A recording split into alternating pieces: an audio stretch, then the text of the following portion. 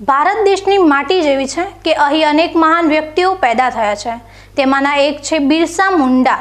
આદિવાસી સમાજમાં જન્મેલા બિરસા મુંડાએ ભારતની આઝાદી અને ગોરા અંગ્રેજો સામે લડેલી લડાઈ ભલે ખૂબ ઓછા સમય માટે લડી હોય, પરંતુ એક જ બિરસા તમામ અંગ્રેજો પર ભારે સાબિત થયા હતા। માત્ર 25 વર્ષની ઉંમરમાં જ બિરસા મુંડાનું અવસાન રાંચીની સેન્ટ્રલ જેલમાં થયું। મુંડાનું અવસાન થયું ત્યારે તેમની ઉંમર માત્ર 24 વર્ષની હતી, પરંતુ આ વ્યક્તિ એટલી મહાન હતી કે માત્ર 24 વર્ષની ઉંમરમાં પણ સદીઓની જિંદગી જીવીને દેશમાં પોતાની અમિટ છાપ છોડી નાખી। એકદમ પછાત માનવામાં આવતા આદિવાસી વિસ્તારના આદિવાસી પરિવારમાં બિરસા મુંડાનો જન્મ થયો હતો।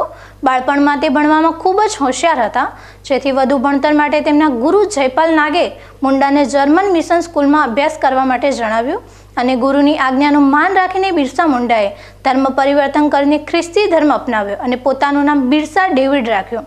પરંતુ આ શાળાનો ઉદ્દેશ્ય ધર્મ પરિવર્તન કરવાનો હોવાની જાણ બિરસાને થતાં બિરસાએ આ શાળા જ નહીં પણ ખ્રિસ્તી ધર્મ ત્યાગ કરી દીધો અને ત્યારબાદ અંગ્રેજો દ્વારા જે રીતે આદિવાસી લોકોની જમીન ખોટી રીતે પડાવી લેવામાં આવતી હતી તેમની સામે લડત શરૂ કરી।